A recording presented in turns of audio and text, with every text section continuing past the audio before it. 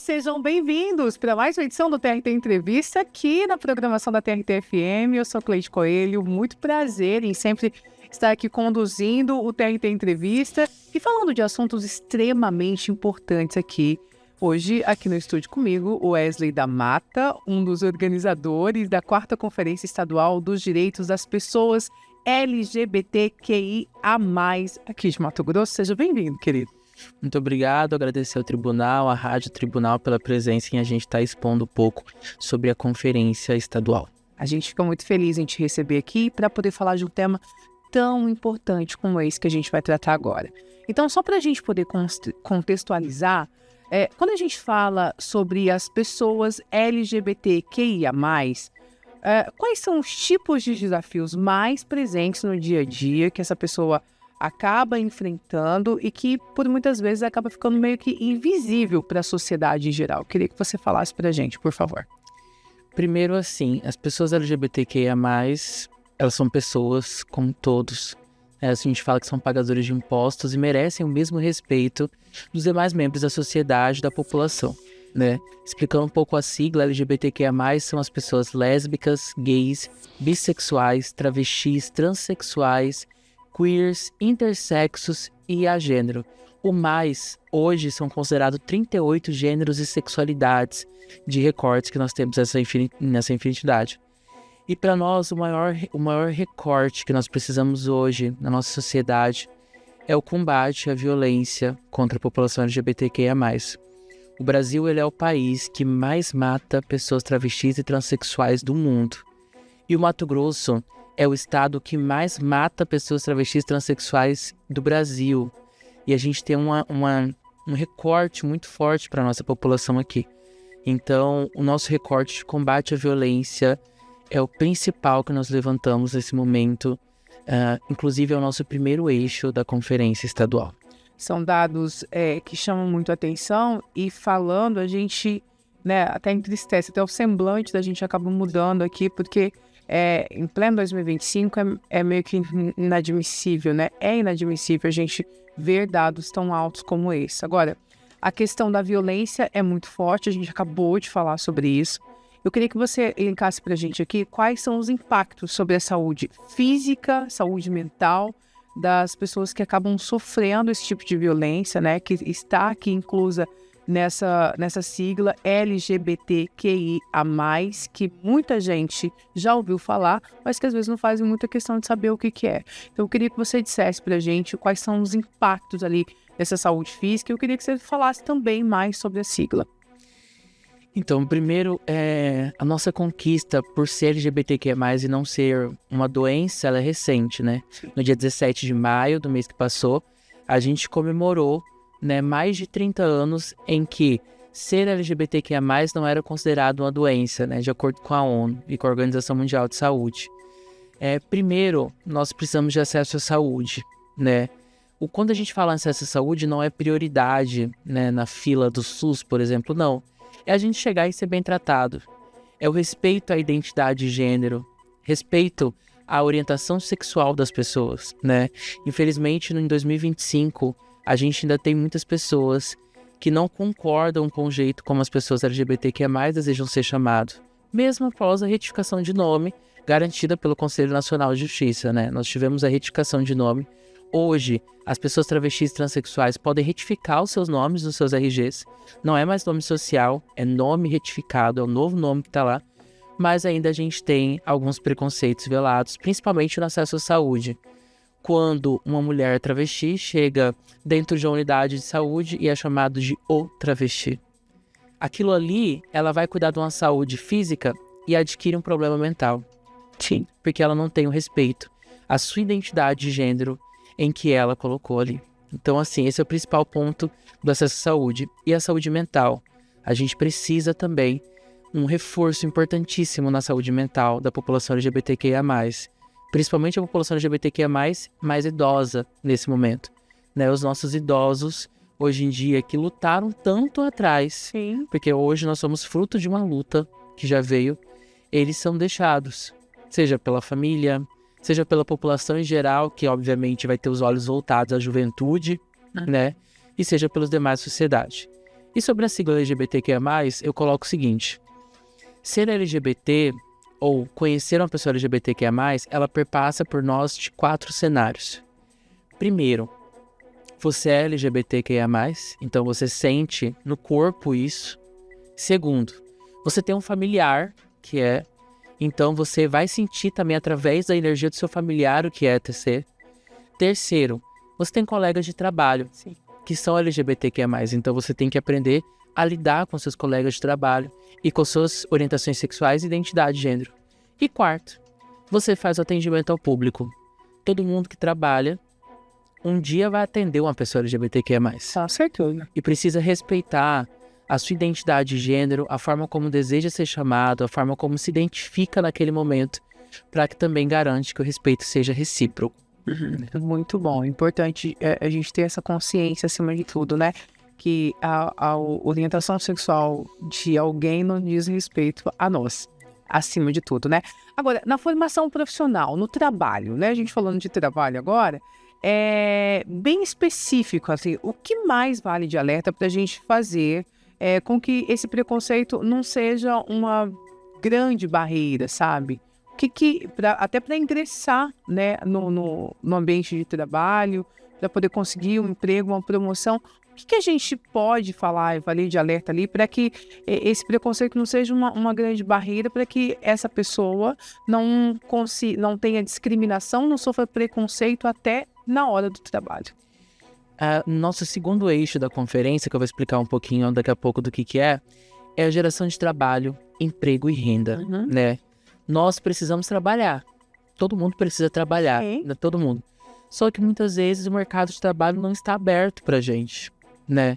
Muitas vezes o nosso colega de trabalho ou o nosso chefe não entendem as nossas necessidades. O respeito ao pronome, o respeito à sua identidade de gênero, à sua orientação sexual, você ter um companheiro que está lá na sua casa, a você poder ir numa confraternização de trabalho, mas você ter o seu companheiro do lado, a sua companheira no caso das mulheres lésbicas.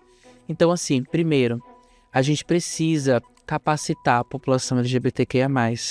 Nós temos grande parte da população LGBTQIA+, que não tem a capacitação, que deixa os estudos cedo. Isso, inclusive, é uma coisa social, uma questão social. Por quê? Será que as escolas estão preparadas para lidar? Será que as universidades, as faculdades, os cursos técnicos estão preparados para lidar com a população LGBTQIA+? Porque a gente, às vezes, tem o quê? Uma problemática muito grande que a gente traz.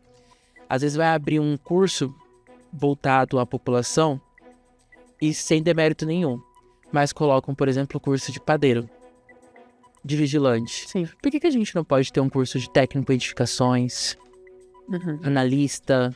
Por que não? Por que isso não é aberto para a população LGBTQIA+. Então a gente precisa que essa população se forme. E a população LGBTQIA+, quer entrar no mercado de trabalho, sim. Nós temos poucas pessoas LGBTs que estão hoje em cargos como servidores públicos, em espaços públicos, em espaços privados, em cargos de comando. Por quê? Porque muitas vezes a gente tem um preconceito dentro disso. Então a gente luta para combater a todo momento a LGBTQIA-fobia que nos rodeia de todos os lados. Então a gente precisa fortalecer o mercado de trabalho e dizer, né, e é importante fomentar isso, que nós não podemos aceitar em nenhum momento passar por LGBTfobia dentro do nosso trabalho, né? Então a gente precisa dizer que nós somos pessoas, nós trabalhamos, nós queremos estar no mercado de trabalho e queremos ser respeitados como tais também. E merecem, né? Como todas as outras pessoas, porque são pessoas comuns como todo mundo. Bom, esse é o TRT Entrevista, aqui comigo no estúdio Wesley da Mata, um dos organizadores da 4ª Conferência Estadual dos Direitos das Pessoas LGBTQIA+, aqui de Mato Grosso. E assim, continuando a nossa entrevista, muito bom a gente poder falar sobre um tema tão importante como esse. Eu queria que você falasse pra gente quais políticas públicas você poderia destacar aqui pra gente que valoriza a igualdade. Tem essas políticas públicas e elas têm chegado de fato a quem precisa realmente? Primeiro, uma problemática que a gente levanta é: nós não somos iguais. Nós temos a equidade de direitos. Porque nós não... O movimento LGBTQIA+, ele não luta por igualdade. Ele luta por equidade. Porque é nas diferenças que a gente se encontra. Então a pessoa lésbica, a mulher lésbica, a pessoa o homem gay, né? A pessoa travesti transexual, o homem trans, ele não é igual a outra pessoa. Mas é nos direitos, sejam públicos ou sejam privados, que a gente se encontra, né? Então, assim, primeiro, trazer que, para nós, o grande recorte nosso que a gente já trouxe do combate à violência, que é o primeiro eixo que a gente traz esse debate, né? Por causa dos nossos números hoje. E a falta de política pública também, né? Mato Grosso é um dos únicos estados do Brasil em que não possui o Conselho Estadual de Políticas Públicas para a população LGBTQIA+. Só Mato Grosso e Roraima que não tem. Todos os outros estados têm. A gente não conseguiu aprovar até hoje. Nós conseguimos instituir um comitê que foi derrubado. Então, assim, nós não temos hoje nenhum espaço em que a gente pode debater a política pública para essa população. Por que você acha que a gente não tem ainda? Por qual motivo? Porque existe um preconceito aí, não é mais preconceito, mas é um preconceito com a sociedade. Porque para a gente aprovar um conselho, o Poder Executivo precisa encaminhar para o Poder Legislativo, ou seja, o governador precisa encaminhar para a Assembleia Legislativa. E a população que tem um preconceito coloca peso em cima dos parlamentares para que não aprove. Então, da última vez que nós tentamos, foi agora em 2022, foi uma votação que 5 parlamentares apoiaram e 14 não. De todos os recortes das populações consideradas minoritárias, a população LGBTQIA+, é a única que não tem um Conselho Estadual de Políticas Públicas. A gente tem o Conselho Estadual da pessoa idosa, da mulher, das pessoas com deficiência, da criança, do adolescente, vai indo. A população LGBT não tem. A gente não tem espaço onde a gente possa debater. E, para além disso, todas as nossas conquistas até hoje foram garantidas por meio judicial. Nós colocamos que o judiciário é o grande parceiro do movimento LGBTQIA+. O direito ao casamento, a união, foi garantida pelo STF. Não tem lei que nos ampare. O direito a gente poder ter a retificação do nome foi garantido pelo STF. Não tem lei que ampare. Após uma decisão do STF, do Supremo Tribunal Federal, é que aí sim começou a editar decreto. Que inclusive no estado de Mato Grosso é um decreto. Você acha que aqui em Mato Grosso, então, a gente precisa mais atenção do Legislativo e do Executivo? O Judiciário tem feito o seu papel. Precisamos de mais atenção do Executivo e do Legislativo para que a gente consiga aplicar as políticas públicas para a população LGBTQIA+, que não é uma prioridade, é uma necessidade daquela população que adoece, que não tem vaga no mercado de trabalho e que é morta constantemente. A gente tem relatos, a gente acorda às vezes, abre um grupo de WhatsApp e tem uma travesti, uma mulher trans dentro de uma vala. Eu não consigo saber o nome dela. A polícia não sabe o nome dela. Às vezes sabe o nome morto, porque encontra ali um RG, alguma coisa com o nome morto. Mas a gente não sabe o nome da pessoa. Quantas vezes a gente já não enterrou, principalmente travestis e transexuais? Quantas vezes a gente não teve que providenciar, fazer cota para garantir o caixão e o pagamento do caixão sem a gente saber a família? Quantas vezes a gente já não deu notícia para a família 10 dias depois que já tinha sido enterrado? Que aquela mulher trans que saiu da sua casa, porque muitas vezes, e infelizmente, o preconceito ele começa dentro do âmbito familiar, muitas vezes, em não aceitar. Sai dali, sai daquela cidade, vai para outra cidade. Fugindo. Encontra naquela cidade em que ela está fugindo somente a prostituição. E da prostituição, a gente sabe que depois vem a parte do envolvimento com outros assuntos, outras coisas, e a LGBTfobia. Aí é o momento que é morta. E a gente não sabe o que fazer. Então a gente conseguiu, e uma grande vitória nossa foi a instituição do Grupo Estadual de Combate aos Crimes de Homofobia, dentro da SESP, da Secretaria de Segurança Pública. Tem um grupo, só que assim, o grupo ele é para acompanhar os casos de homofobia e LGBTfobia, que são muitos. Inclusive, em 2025 até agora já foram cerca de 350 casos. Entre o maior recorte nosso é injúria, né? Mas a gente não tem um espaço para debater política pública. Infelizmente. e muitas vezes por conta de um preconceito, nem é pré mais, né? Agora, vamos falar sobre a conferência que vai ter aqui em Cuiabá, vamos dar uma aliviada aqui para a gente poder falar sobre a conferência, porque é uma conquista, é algo muito legal que vem, até para a gente poder ter esse letramento ali, né? Entender realmente. Eu queria que você falasse qual que é o objetivo, quem é que pode participar, onde que vai ser, tudo, quero saber. Primeiro, o espaço de uma conferência é o melhor espaço possível para a gente debater entre poder público e entre sociedade civil. É ali que a gente constrói e coloca em prática a política pública de verdade. Nós estamos há 11 anos sem ter conferência LGBTQIA+, no Brasil. Uau! Em 2023 foi convocada a Conferência Nacional pela Presidência da República e em 2024 a gente teve a convocação da Conferência Estadual.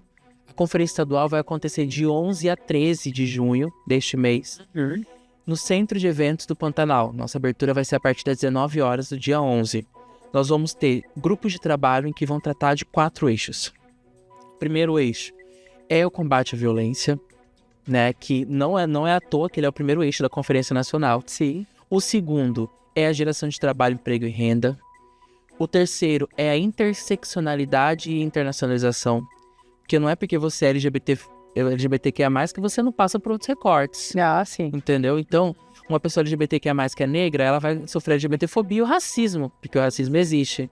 Real. Entendeu? E assim, entendendo como a gente pode estudar isso, inclusive com a academia, né, com as universidades. E o quarto eixo, que é construir a política nacional. Nós não temos uma política nacional LGBTQIA+, e não é por falta de iniciativa nossa, porque a gente tem vários projetos sobre, mas não avança. Então, nós temos delegados que vêm das etapas municipais e foram convocadas 17 conferências no município de Mato Grosso. Foi um recorde, as últimas conferências foram só 2 conferências. Então, nós já fizemos conferências municipais que têm delegação em Cuiabá, Várzea Grande, Chapada dos Guimarães, Nossa Senhora do Livramento, Confresa, Querência, Barra do Garça, Diamantino, Primavera do Leste, Sinop, Sorriso, Tangará da Serra. Então, uma diversidade de cidades vão estar aqui em Cuiabá, no Centro de Eventos do Pantanal, para debater sobre política pública para a população LGBTQIA+. Que legal. Se você não é delegado, você pode participar como observador da conferência, você pode chegar no Centro de Eventos no dia 11, se inscrever, a inscrição é livre, com a participação para todos que queiram fazer o debate. Então, fica o convite para todos que nos escutam, para os servidores públicos também do tribunal, poderem participar junto conosco, porque vai ser um momento não só para a gente debater, mas para a gente entender também. Se você quer entender o que é a população LGBTQIA+, quer entender aonde a gente se encaixa nesse movimento, se você é professor, se você é estudante, se você é trabalhador, se você está em algum setor público ouvindo a gente, entendeu? E a população em geral, né? A gente está ao vivo aqui para Cuiabá e toda a Baixada Cuiabana, por exemplo. É para todo mundo, né? Todo mundo. Então lá você vai poder debater sobre a conferência, entender cada um com os dados trazidos pelas secretarias. Nós vamos estar com o Ministério da Saúde, junto com a gente, a Secretaria de Estado de Saúde, Secretaria de Estado de Cultura, Secretaria de Estado de Segurança Pública debatendo também, o Ministério da Cultura vai estar com a gente, Secretaria Nacional LGBT também, Ministério de Direitos Humanos, para a gente entender sobre as políticas públicas e construir novas, não só entender, fazer uma análise do que passou nos últimos 10 anos, né? Mas também construir novas políticas públicas de uma forma aberta, com todas as opiniões presentes, né? Tendo ali todos os recortes de opiniões, carregando com a gente sempre o respeito do que nós somos, de onde nós estamos e a quem nós servimos, né? Nós servimos aos nossos corpos enquanto população LGBTQIA+, e entendemos que nós somos cidadãos de direito, com toda pessoa. Maravilhoso.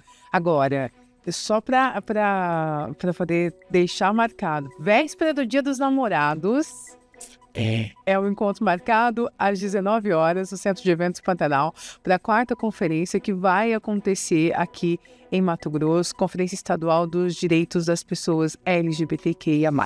Bom, a gente chega ao fim do nosso TRT Entrevista. Tivemos aqui no estúdio hoje o Wesley da Mata, um dos organizadores da 4ª Conferência Estadual dos Direitos das Pessoas LGBTQIA+, aqui de Mato Grosso. Eu gostaria de dizer mais uma vez que foi uma honra te receber aqui, falar de um assunto tão importante, que você venha mais vezes para a gente poder falar sempre, até que as pessoas tomem consciência da importância de um tema como esse. Eu deixo à disposição para você fazer suas considerações finais e convidar o pessoal mais uma vez para a conferência. Com toda certeza. A gente agradece o tribunal também pelo espaço em a gente poder, aqui no Judiciário, trazer esse debate também, né? Eu agradeço você particularmente.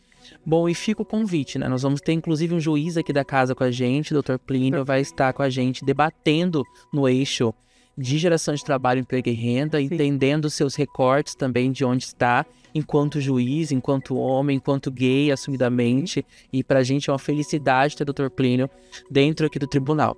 Agradecer também pelo espaço e dizer que o orgulho, ele não acontece só no mês de junho, ele acontece o ano todo.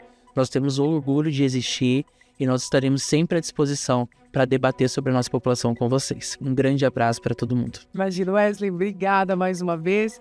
Bom, lembrando que você pode ver e rever esse bate-papo quantas vezes você quiser, de forma gratuita, pelas nossas redes sociais, @TRT Mato Grosso. Obrigada mais uma vez pela sua audiência, pela sua presença e até a próxima.